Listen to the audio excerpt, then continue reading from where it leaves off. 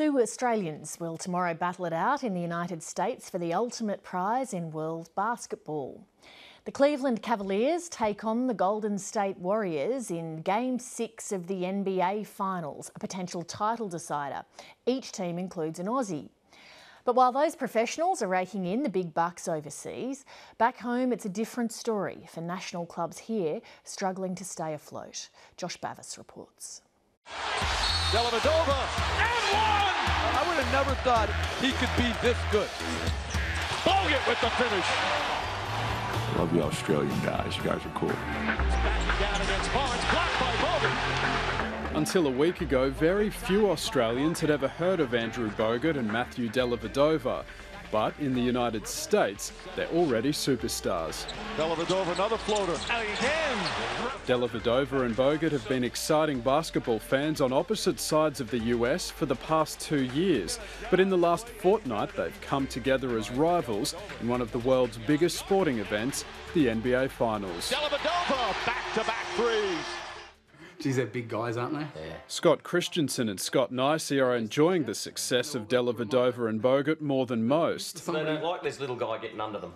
Oh, outstandingly proud to see young athletes and young people achieve their dreams. Both men coached them separately in the early stages of their careers. I think I just enjoy watching the sport, full stop, but it's more enjoyable to see the kids that you've coached and see them just do things that are really, really impressive at the elite level. Several years ago, they were still playing on home soil, unknown to the rest of the world. It would take many years of training and commitment before both players would reach the top of their game. I think we have about 10,000 kids, around 10,000 kids playing in the representative competition on a Friday night. You've got to be pretty tough. Scott Nicey coached Andrew Bogut when he was in his teens. In the beginning, he was not seen as a standout. It was really close call not to put him in the team. It was just, I think at the early stage, I think Andrew was a bit up and down.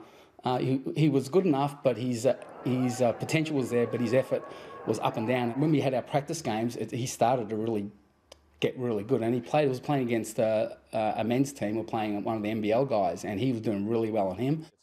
Hugh Greenwood is following Dellavedova and Bogut's careers with a keen interest. He's just finished 4 years at the University of New Mexico and has his sights on next season's NBA draft.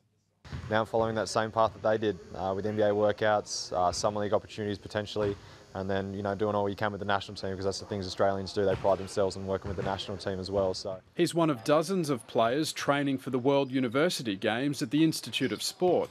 They've always been role models. They're good people as well. Obviously, Delhi's come from a small country town in Victoria. I've come from a small town in Tassie, so you can relate that way. And then Bogut was one of those guys that wasn't fantastic at a young age, but really stuck with it and ended up doing really, really well later in his teens. Earlier this month, the Wall Street Journal declared every NBA team needs an Australian. American sports commentators say the Aussies are team players and not prone to becoming prima donnas on the court. So when they go to America, you might have, the typical player who can dance with the basketball, but then you have the Aussie kid who comes in and just plays good hard-nosed basketball like Matthew Dellavedova. There are currently hundreds of Australians playing college level or above in the United States, Europe and even the Middle East. But back home, while it's one of the most popular sports at the grassroots level, the National League is on the rocks. Nowadays, it's a lot more difficult to make money, and a lot of that comes from competitiveness to get your crowds up, competitiveness to get your sponsors up, and the private owner who is footing the bill eventually kind of doesn't like losing money. In 2008, the Brisbane Bullets folded at the hands of Eddie Groves, and this year both the Townsville Crocodiles and Wollongong Hawks have had to be rescued from voluntary administration. It's far from the glory days of the NBL in the 1990s, but the fruits are still being harvested. And a lot of the kids you see playing around the game today overseas, like the Matthew Dellavedovas and the Dante Exums and the Ben Simmons, are all products of the players who were playing prominently in the 90s.